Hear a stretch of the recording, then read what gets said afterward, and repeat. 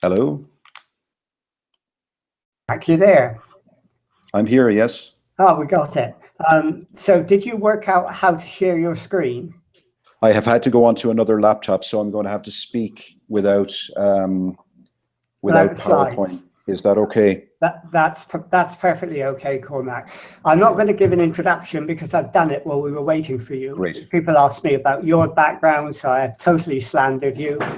They've asked me about my background, and I've been absolutely complimentary.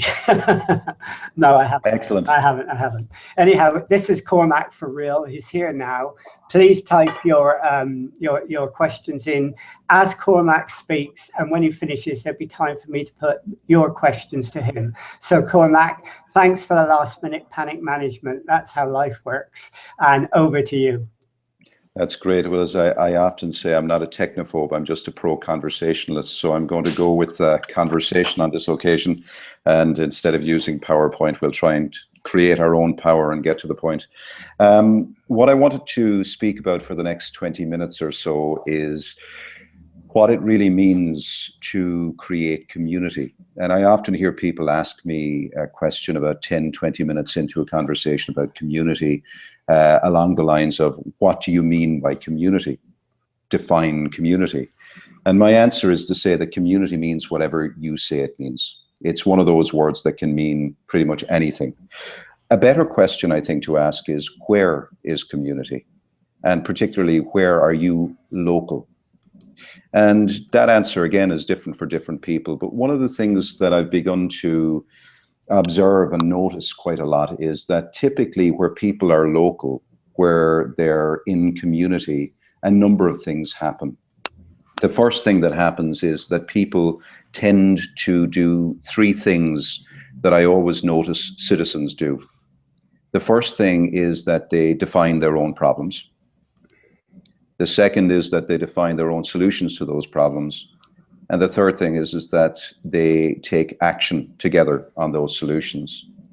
And this is really interesting because in many respects, when we talk about community at that level, the level of citizenship, it's something that happens outside of contract. It's something that happens more in the space of conviviality, of mutuality, of friendship, what some people refer to as the commons.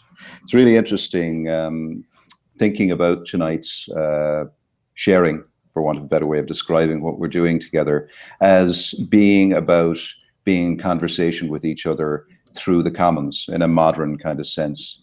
And thinking about, several hundred years ago when the American Constitution was written. And recently they've been doing some ethnographic studies on the text of the American Constitution. And they found one of the words that standardly was scrubbed out was the word subject, and in its place was written the word citizen. A really powerful substitution, because of course subject means to have an allegiance to a distant king, and citizen means to have allegiance to each other. So I want to talk about that idea of community being a place where we're in the commons as citizens with allegiance to each other, and what we can do in that space to make the world a better place, make our lives better. I'm going to do that through very quick storytelling. The first story I want to share with you is a story about Robin, who lives in Leeds. And when I first met Robin, Robin was a gentleman who was attending a service. His wife had passed away, and he was in, I suppose, if you wanted to be technical, he was in the latter stages of grief, and quite isolated, and had started to come to a local neighborhood network and trying to rebuild his life. One of the things that became really clear was that Robin was being related to by people very much on the basis of his problems, of what he had lost, of who he had lost, and not on the basis of what he could do to make a difference to his community. Powerfully, when people started asking a different set of questions, instead of asking Robin what was the matter with him, they started asking what mattered to him.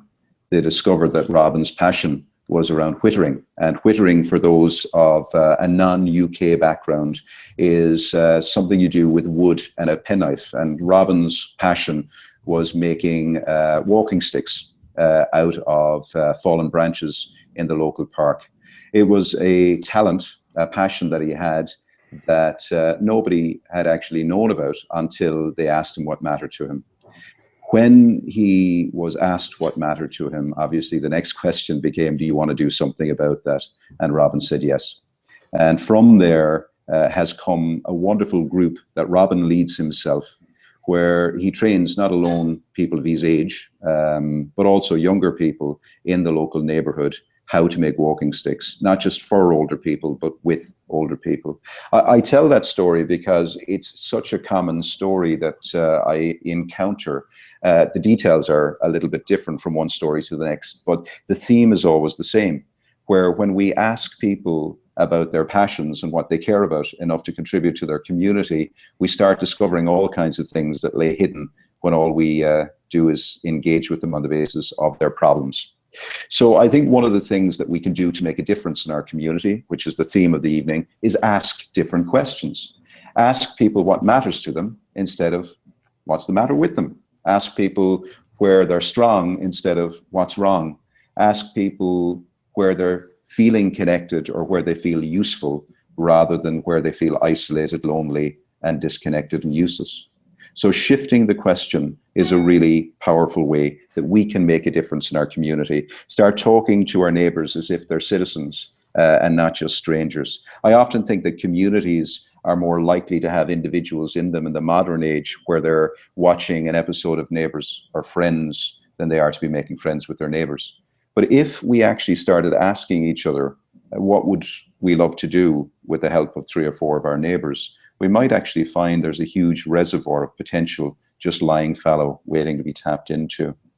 I think the second thing we can do, again, picking up on this theme of what can we do to build powerful communities, is really start believing in the local. I think we've lost faith in community. I honestly think we've started to believe the only way we can build power is through institutions. And actually, we've got a map of society that says there's only 2 dimensions. One is the institutional world and the other is individuals. And we've lost sight of the commons, not all of us, but many of us. And the commons, as I said earlier on, is a place that exists outside of contract. It's a place that's covenantal. It's a place of mutuality. In the commons, I think there's a huge amount of abundance just waiting to be tapped into. But if we don't see it, we won't tap into it. So one of the second things that I'd like to suggest is between the dimensions of the individual and institution is the commons itself. And the commons is made up by associations. The collective word for citizen is association, in the same way that the collective word for bird is flock. So when we talk about building civic power, when we talk about building social movements, we're not just talking about building individuals, and we're not just talking about getting institutions to provide better services. What we're actually talking about is building powerful associations. An association is where people take their individual citizen gifts and they amplify and multiply them by joining them together with their neighbors.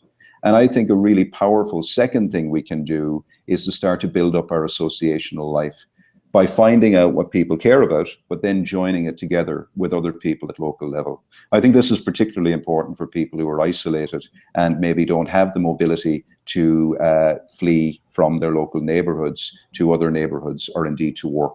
So one of the things that I was really struck by last week was I was watching, I'm an avid TED fan, as I'm sure many of you are, so I watch many of the weekly releases, and there's a wonderful presentation about happiness and the 75-year study that's done in the States around happiness. And one of the things that definitively they conclude is what makes us happy is when we lean into relationships, not just with family and not just with friends, but also with neighbors. So I think the second thing we can do is build associational life at street level and start figuring out how we can build those kinds of practical things that matter to us where we live and close to our own doorstep. I often think that initially, while there's a lot of people who are big into campaigning and big into political issues, I think most people, when they're asked what do they care about beyond their friendship and their family, will talk about things that are close to their own doorstep. It's really striking how few of our children are actually allowed to play in our streets anymore. I think that's something that many people care about enough to act upon. Maybe in opposing directions. Some want to stop it, others want to enable it. But looking at what has happened, for example, around the play movements in Bristol, I mean, that's very clearly an example of what I'm talking about, where we flip a problem on its head and we see it as an opportunity, and we enable our children to be citizens again, sharing their gifts on the street, respectfully of other people, but learning how to occupy the commons and connect with each other. I think one of the other things that strikes me, and again, it's another story. Recently, I was in the Netherlands and I spent a little time in Amsterdam, and I came across a little coffee shop on a street called Javastraat. And on Javastraat, there was a woman running a little video shop, essentially, although video shops are nearly obsolete now. But as well as being a local businesswoman, she was also linking in with local women and supporting local women to enable them to actually create saving schemes. Many of the local women were in pretty complex relationships where being able to stash a certain amount of money away really mattered. She enabled them to save their money and supported them in a very practical way. She had no background or expertise in money advice or budgeting. She didn't ask for permission to do this. She had no qualification whatsoever. What she was doing was being a good neighbor. And in so many practical ways, I see people at local level enabling each other to just take responsibility and act in all kinds of ways that I think perhaps in the modern age, we have begun to assume that only professionals are qualified to act in. So somehow this lady didn't get the memo that she needed to be qualified or she needed to be a third sector professional to help her neighbors to save in a safe way and in a gender respectful way. The last story I want to share, and then I'll just finish with a couple of concluding thoughts, is a story from the Rift Valley in Kenya. And I spend quite a lot of my time over the years in East Africa generally, and an extended period of time in Kenya. And there are many things that are happening in the Rift Valley over the years, but one of the perhaps most recurrent challenges is the conflict between Pokot and Turkana tribes. And I think when I first arrived there was a very strong assumption that the only way that peace could be reintroduced to that region was through outside intervention of aid agencies and governmental oversight. What actually happened, though, was something very different. What created peace in that region didn't come from outside in. It came from the grassroots up. It came from the very people who were living through the problem, some as young as 7 years of age who were walking around the fields at night with decommissioned Russian Kalashnikovs, rustling cattle. And when these local people, either side of the fault line, began to actually recognize that among many other things, that their best land had become a no-go zone, they began to mobilize and they wanted to do something about the conflict. The solution that they came up with was not a solution that I believe any outside agency could have come up with. The solution they came up with was to start actually healing the rift village by village by setting up pastoral field schools, which at local level simply means where if you know something about growing produce or cultivating your land in a region like that, you would share it with your neighbor under a tree and pass that on from one village to the next until you grow a sufficient amount of knowledge that enables the region to be sustainable. That was the basis out of which peace discussions actually emerged. Very few outside individuals could draw a line between a pastoral field school that talks about growing sustainable produce and the negotiation of a peace agreement. But that's precisely how peace between the Pokot and Turkana tribes emerged. I see this over and over again, that top-down doesn't work, that bottom-up and from the sidelines in is what works. But the other thing that I see time and time again is that starting conversations with people on the basis of focusing on what's wrong instead of what's strong doesn't work either. We need to shift the conversation away from what's wrong to a conversation that starts by focusing on what people have that's strong within them that they can use to address what's wrong and make what's strong stronger. So I think in terms of making our communities more effective and more vibrant and making a difference, The first thing is to start seeing each other as neighbours, not as strangers. The second is to start seeing each other as having gifts and strengths to offer, rather than as having problems or as having some intent to take something from us. And I think the final thing is to generally start seeing our communities as the places of great invention. Perhaps in the final analysis, instead of occupying Wall Street, we should start to occupy our street. Thank you. Okay, thank you very much, Cormac. And you've just proven that sometimes not having PowerPoint slides is very good, because that was incredibly succinct and to the point, and a great story. We've got some questions. What I'm going to do is ask you one of the questions that are coming up. By the way, before I do that, one of the nice things about this webinar jam system is it gives you nice little bits of information. For example, 71% of all those who registered for this webinar have turned up. That is very high. Usually globally it's about 25%, so thank you all for coming. It's been really good that you have turned up. We've had one person who's requested to come on video, and because we've got time, I'm going to accept that request. And if anybody else wants to come on video, please put your hand up to do that. Because this is new to me, I'm not sure how you do that. Colette has done it, and maybe you can tell everyone. But while I get Colette on, maybe I can ask you the question that Bokio asked, and he said, what is the remit, Cormac, of the expert reference group on community organising and Communities First in the UK, and what have you achieved? Well, it's no longer in existence, I suppose, the first thing to say, as best as I know. So when I was with them about 4 years ago or so, certainly my contribution, which was very modest, was simply to try to remind the government that you can't build community from the government down, and to pay attention to what was already there. But the practical remit was to support the development of community organising in the UK. And what has been achieved? Well, I suppose, as best as I understand it, I was actually speaking to Nick Gardam, who's the CEO of community organising in the UK, that came out of that. There's about 250 community organisers who are working at neighbourhood level, supporting local people to connect and to mobilise around what they care about. Okay, just to say, Colette, I have invited you on as speaker, so if you want to come on, please do. Simon says, what's your latest thoughts on banking, Cormac? I mean, it's quite a good, interesting question in terms of asset building and learning exchanges, often developing their own currencies. On time banking, yeah, and alternative currencies. I think it's great.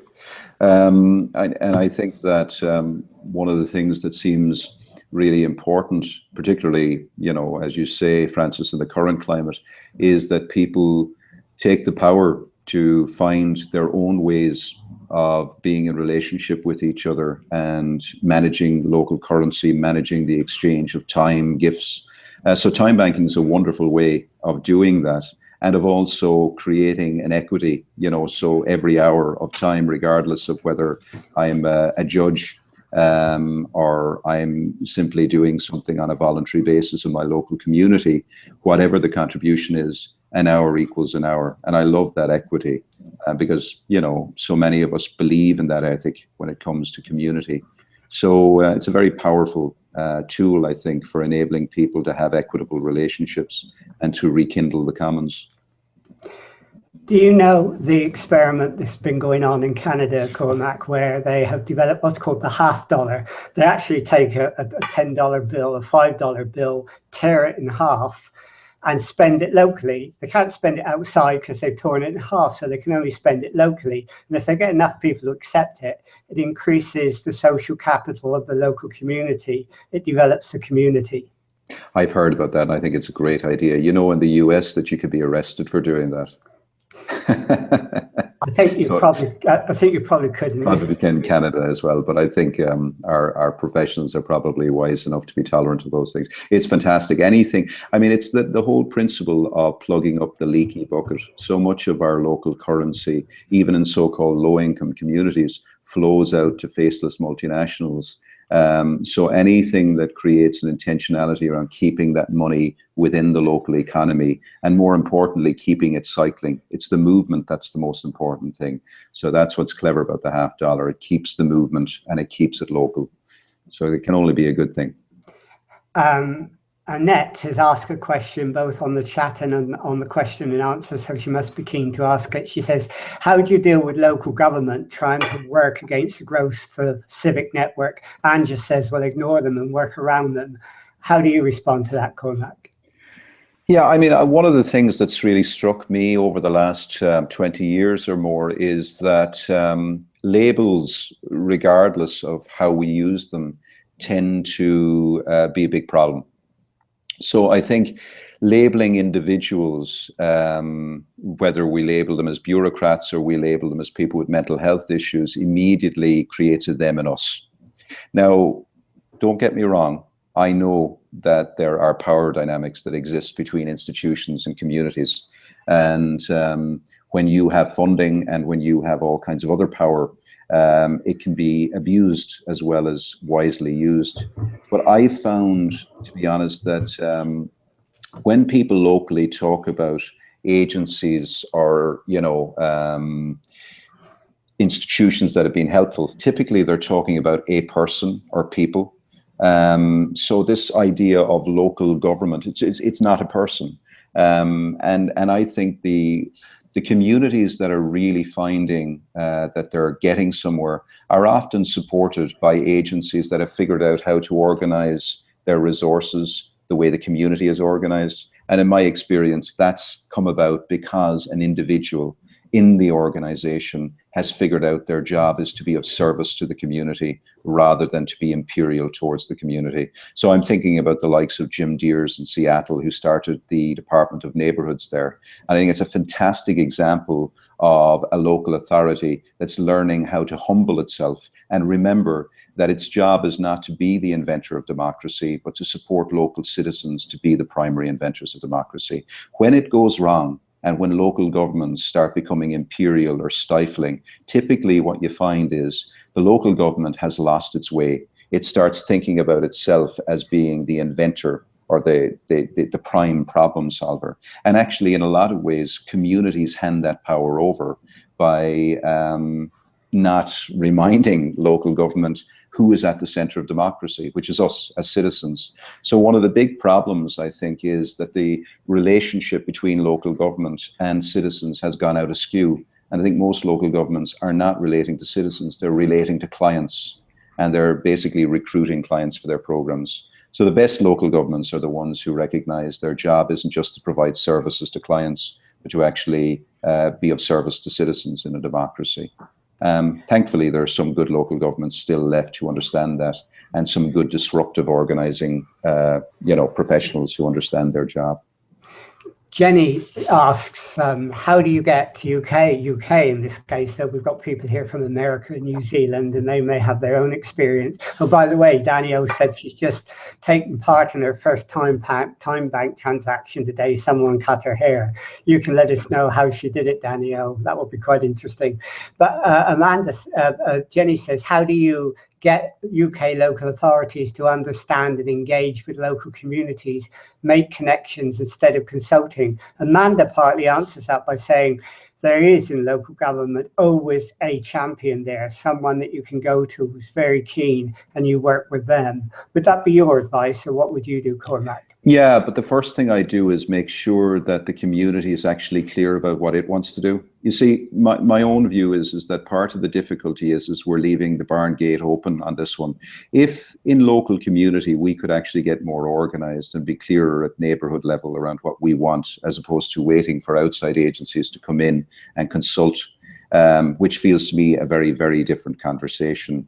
I think, a lot of what I was talking about during the short presentation I gave was very much based on learning, not just in the UK, but in Australia and in the US and Africa as well.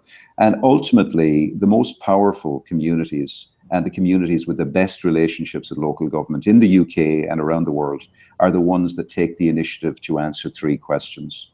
The first question, assuming in the first instance we have a vision for the future, a shared vision for the future, but the first question is, what can we do using the power of local citizens? The second question is, what help do we need from outside?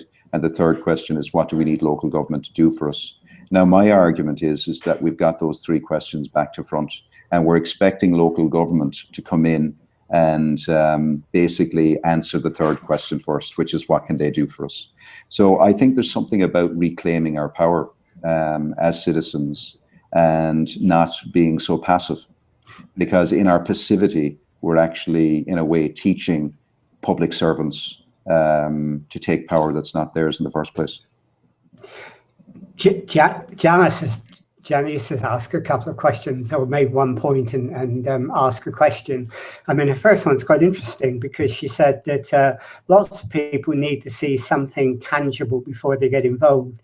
And the trouble is that when you start building assets and identifying them in the first instance, you're not always dealing with tangible things. You're dealing with needs. You're dealing with what is possible rather than what is happening. How do you get over that period of, you know, building a network when nothing is happening but hope, and making them realize that it will become tangible in the end? Yeah, well, I think one of the ways of doing it is by starting to realize that there's kind of an active revelation that's required at the beginning, where we have to make the invisible visible. Because it's not absolutely true to say nothing is happening. It's probably truer to say that most of the things that are happening are below the radar and most people can't see them. So let me give you just a very quick example of how this works in practice and the power of it. A very dear friend of mine, Al Barrett, in Hodge Hill in Birmingham, when he started working in Hodge Hill, which had been labelled as, you know, an exemplar of broken Britain, and had all of the negative labels that you could expect to come with that. And what he started with was, rather than trying to get early wins and come up with projects that would bring people behind them, which so many community builders try to do, he started to find connectors in the local community, what he called unsung heroes. And he found that was his starting point. They were doing things already, often very small things, often, you know, very much behind the scene. But by bringing all of those people who were doing things together into the same room as each other and saying thank you, and actually having conversations with them about what else they'd love to do if 4 of their neighbors helped them, and beginning to just build those connections, what he was able to do was actually build a huge amount of energy and momentum. So literally starting with, no matter how modest it is, starting with what's there and using what has been achieved as an impetus for us to build on some more of the possibilities, you know. So I think it's really important to appreciate what's there at the beginning, no matter how modest it is, or how small people might perceive it to be. There's never nothing there. There's always something. And I think we have to start with that. Otherwise, I think people will become very suspicious. I think people will become also maybe unsure that their very modest contribution will be enough. Whereas I think if we start by revealing the invisible or the modest things and building from there, what we'll find is we're truly grassroots. Helen asks on comments, and it relates to something you said as well, that very often citizens are a bit nervous about taking ownership of their assets and their skills and exchanging them and doing things, because they feel that they have to ask permission before they create projects and new opportunities. How do you free people up, Cormac, so they feel they can do it themselves? Yeah, well, I think that's a really, really important point. You know, I often say that you can create a client, but you can never create a citizen. So citizens are really ultimately confronted with their own freedoms, and part of that is beginning to help people go on the journey to identify what their public self is. You know, we're very clear about our private self and our family self, and maybe our professional selves, but we've actually lost sight of what it means to be a citizen in a lot of instances. And I think the first question to ask somebody, you know, it's almost that classic question, or do you just live around here, or are you a citizen? But a softer way of asking that is, what do you care about around here? What really keeps you awake at night? Do you have a dream for this place? And often what you'll hear is you won't hear the assets, you won't hear people's gifts initially. You'll hear people talk about their concerns, about their dreams, about maybe something that they are unsure anybody else will want, and maybe a lot of what they're looking for is a little bit of permission, a little bit of encouragement to share that, or maybe to meet 2 or 3 of their neighbours initially, who are prepared to go on a journey with them. So it could be something as simple as a mum saying, you know, I don't think there's a whole lot for young girls of 13 years of age to do around here, and my daughter is going to be on Easter holidays soon, and I'm worried she's going to get in with the wrong crowd. Do you find anybody else is saying that? And if I'm in a position as a community builder to say, well, yes, actually I do. There's 7 other mums in the 2 streets either side of you who said the exact same thing, and they're meeting next Thursday evening. Would you like to come along for a coffee? They're meeting in Mrs. Miggin's house. Do you know her? No, I don't. Well, do you know the lady 2 doors up? She's coming. Oh yeah, Mary, I know Mary. Well, if I knock in with Mary, would you come? Yes, I would, is typically the answer. So there's something, I think somebody mentioned about trust. I think you can only ever go at the speed of trust when you're building community. So it doesn't work at the same speed as the contractual world or the professional world.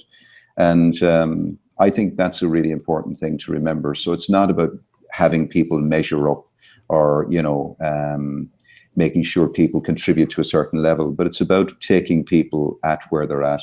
One of the things that I believe firmly about assets is starting with the question, what are your assets or your gifts, is not a good idea. I think it's much more powerful to start by listening to what people are concerned about or what they care about. And then once you're clear on what people care about, you can begin to explore what assets or what resources that they can tap into, you know, to begin to address what they care about. Francis, just one other thing on this. I think one of the things that I've noticed a lot around campaigns for social change is that sometimes we focus on assets that are external to the communities and trying to change them.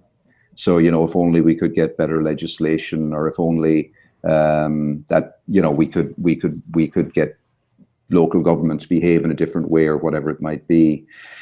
And I think to an extent the tragedy in starting there, even though we might like to end up there eventually, but the tragedy in starting there is we're starting from the place where we're least powerful. And I think one of the most important things to start with is using what you have to begin with. So what I would call primary assets. So it might be that we're really worried about a local issue, and a handful of parents are worried and want to do something. The impulse might be to focus on the external asset, like the school or the hospital that we think is causing the problem. But I would always encourage people to start with what they have first. Start with your primary asset, something that's local to you and something that you can influence, and then grow your power. Because if you start there, you'll include more people.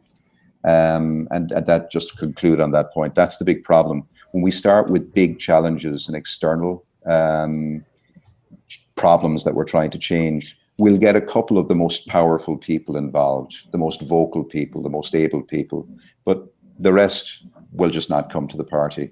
And that's one of the reasons why we see so few people engage, because communities are like football matches where you have 22 people who least need the exercise doing all the hard work, and 3,000 people who most need the exercise telling them what to do. Okay, some good points are coming up as you're talking, Cormac, including Danielle, who says she likes her haircut, but she hasn't come on video to show us. Lakshmi is here. Hi, Lakshmi. It's great to see you on here. She's talking about the trouble, the way local government is organised in this country with the cabinet system makes the empowerment side of local authorities more difficult than it used to be. Councillors tend to be more remote, I think she's saying. Then we've got several other people. Caroline, for example, has argued that it's important in communities about creating shared vision, because community involvement very often near election times is about councillors trying to involve you to help them get elected, but that's not what engagement is really. And she's talking about doing that, and a lot has come up about the way to find out what people need, what they want, what their visions are, is through storytelling. And if you can find a way of storytelling, that's a way of getting people confident about expressing what they want and then finding out a way of achieving it. Absolutely. I mean, one of the main messages that outsiders send community is you're not good enough. You're not good enough to solve your problems. You're not good enough to solve your children's problems. You're not good enough to educate your children.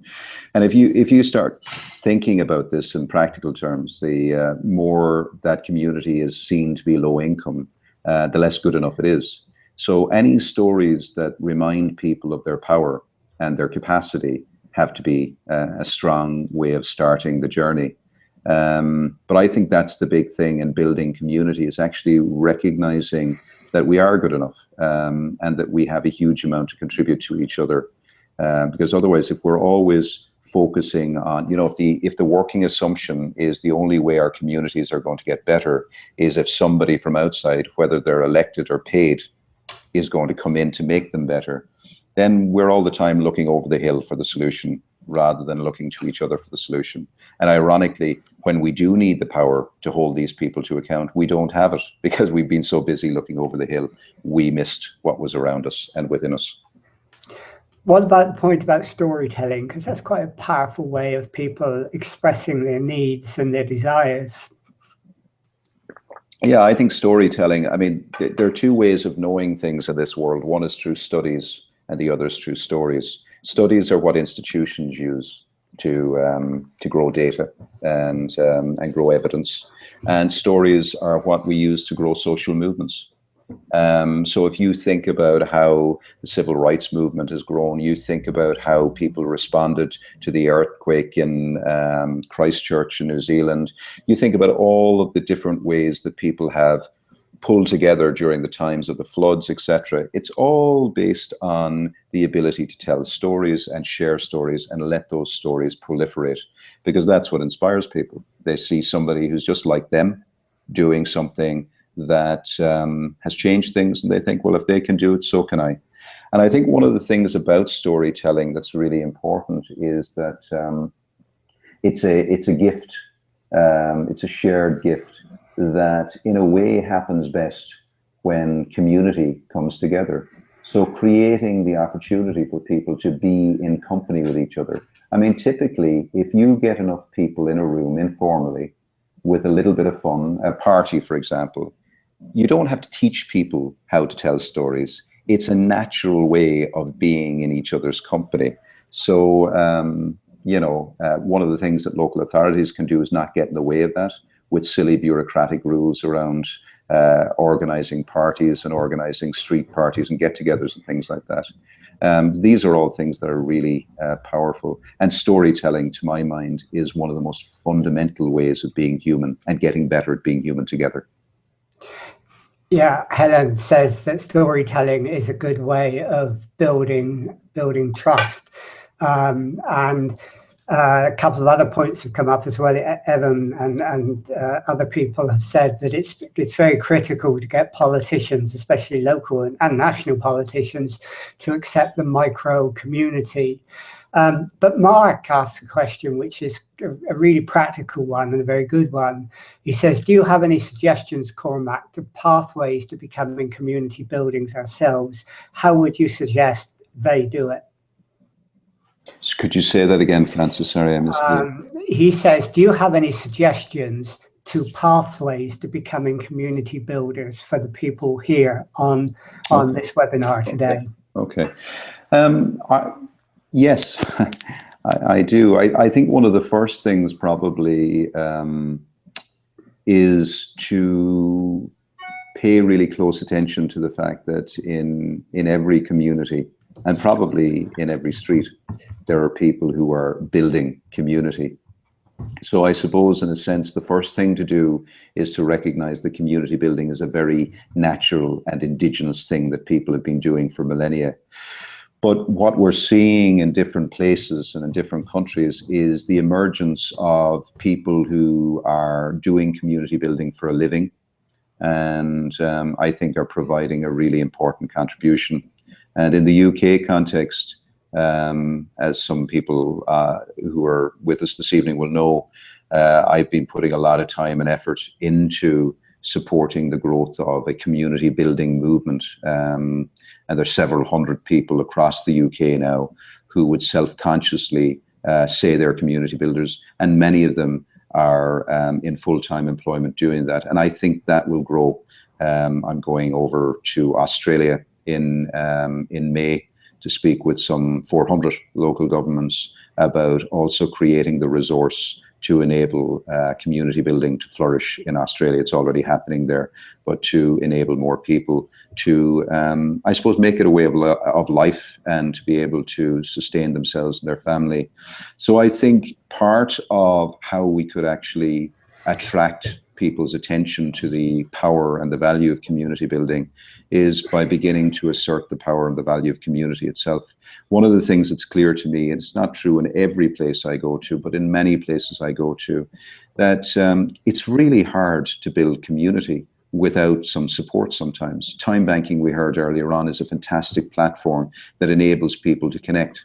But I have seen such huge value in having a full-time community builder who is dedicated not to an outside agency's agenda, whether it's health or, you know, a political agenda or a faith community agenda, but is dedicated to the community and isn't the person taking the lead. So they're not there to organize events or tell the community what to do. They're there to help the community connect and do what they want to do. So I think communities have to start advocating, if that's the kind of help they want, to start advocating for that kind of help. I recently was in a community where there were 37, this is a community of 5,000 people. There were 37 different professional people who had community engagement in their job title. And honestly, they were almost love bombing the community, but really what they were doing was doing community engagement. They weren't actually doing community building. And my question is, how can you engage with a community before you've supported that community to build itself into a community? So I think it's the missing element.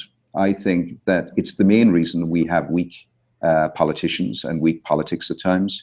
And I think it's one of the main reasons why so many people aren't getting the support that they need in life, is because we haven't done the community building in the first place.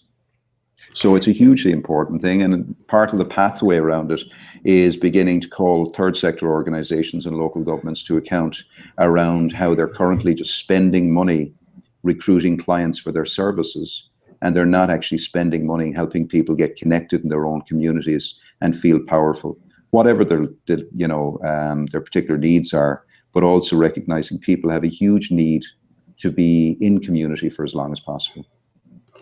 Okay, by the way, we've just got Sean who's joined us, who says he's a community builder, in Scotland, so welcome. We've got some people here who are saying street parties are a good way to actually find out about your neighbours and their skills and so on, and and that people are asking for hints about that within the chat. By the way, some people are asking whether this is being recorded, and the answer is yes. And on this webinar jam system, it's programmed to send you out a link to that within an hour of the webinar ending and the broadcasting stops, so you get a link sent out for the recording.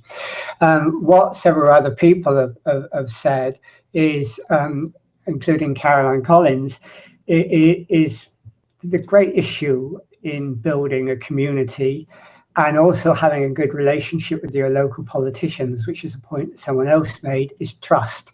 Trust is if you like, the cement, or not the cement, but the oil that makes things work. What do you do, or what's your advice, Cormac, when you go into an area and you can see that trust is broken down? How do you rebuild trust?